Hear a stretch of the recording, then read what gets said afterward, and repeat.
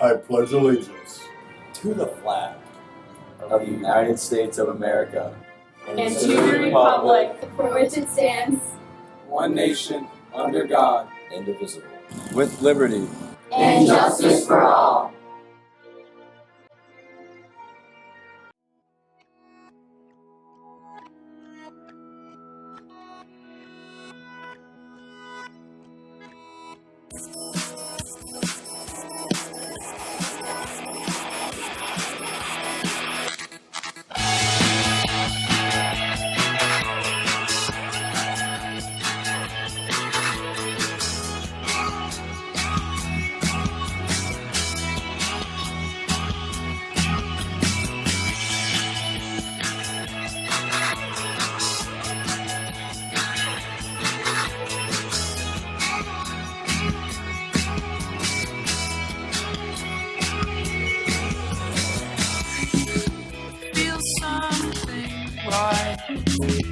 Feel something good, 'cause if one thing works, you might know it's true.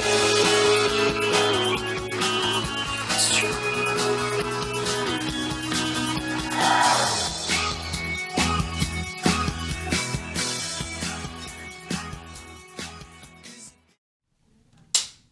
Good morning, Mustangs, and welcome to the Mustang News in the Morning. I'm Demi. And I'm Ben. Today for our show, we have after-school meetings, Obamacare will reduce work hours. A red tide has crept into North Pinellas County, but first, let's head over to Bree for the weather. Everyone's like...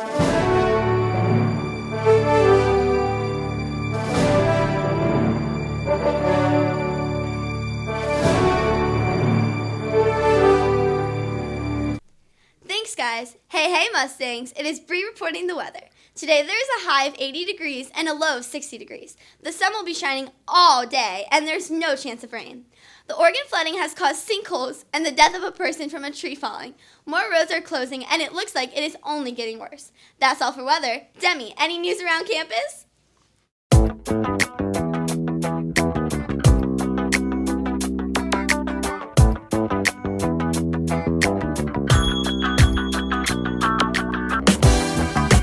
Well, Bree, today for campus news, there's a French NHS meeting after school in room 503. There's a Prism concert tonight and tomorrow night at River Ridge starting at 7 o'clock. Good luck to the thespians at your competition on Saturday. English NHS has a meeting Monday before school in room 519. Ben, any local news?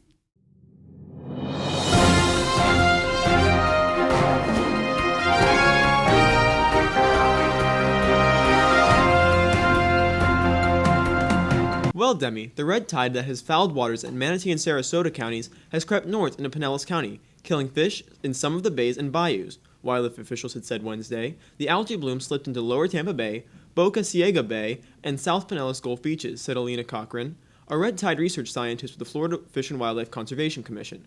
Piles of dead fish collected in scattered pockets in places such as Gulfport, the bay side of St. Pete Beach, while other areas remained unaffected. Cochran said red tide concentrations measured from very low to moderate and a high in some areas of Tampa Bay, while some red tide has been reported along the Gulf of Mexico beaches. It is uncertain if or how much of the bloom would continue north. It looks like there will be little net movement in the next couple of days, she had said. Now let's head over to Kayla for sports.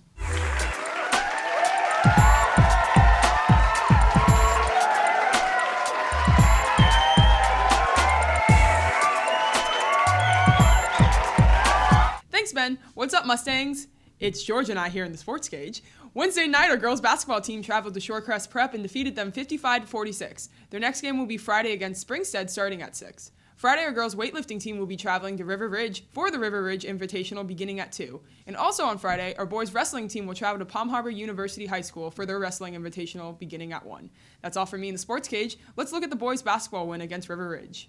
With a big win over River Ridge Friday night, we went around and asked some of the basketball players how they thought the rest of the season was going to go. I think it's going to go fine. You know, our goal was to win the district championship, and barely sweeping by River Ridge isn't really going to affect that. We got to beat Sun Lake, Springstead, and the teams in our district.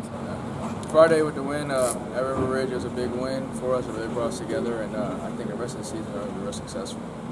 I think we're just going to win the rest of our games, go to the state championship, Final Four, because we're going to get some rings, because that's what we do. Well, I think this year we have a great opportunity to be very, very successful. I think right now it's kind of started off a little slow, but I think we need to kind of get it together, and I think we have the ability, the talent to really have a good year to win district championship for our district, and to have just a successful year where we might get close to getting that 20 wins where we normally shoot for as well. So those are all things that we have as a goal for this year. So we think we can get to that point. This has been James Buse from Mustang News in the Morning.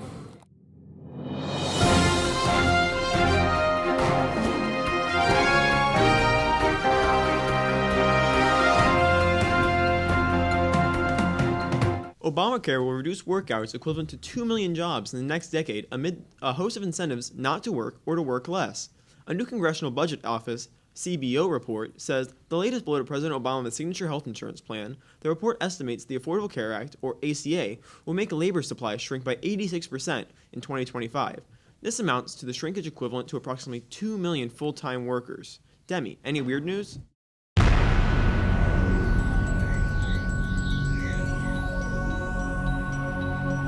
In weird news, authorities say a father and son stole more than $40,000 worth of chicken wings from a New York restaurant where they worked and sold them on the street or to other businesses. The Onondaga County Sheriff's Office says 56-year-old Paul Rojek and 33-year-old Joshua Rojek were caught stealing wings from the Twin Trees 2 restaurant in Syracuse. Deputies say both men were employed as cooks when they placed numerous chicken wing orders with the restaurant's wholesaler. Officials say the Rojeks would later pick up the orders and resell them as a reduced price. Deputies say the men billed about $41,000 worth of wing orders to the restaurant's account between last February and November 21st. Thank you for tuning into the Mustang News in the Morning. I'm Demi. And I'm Ben. Have a wonderful day. And there's just 14 days left to Christmas.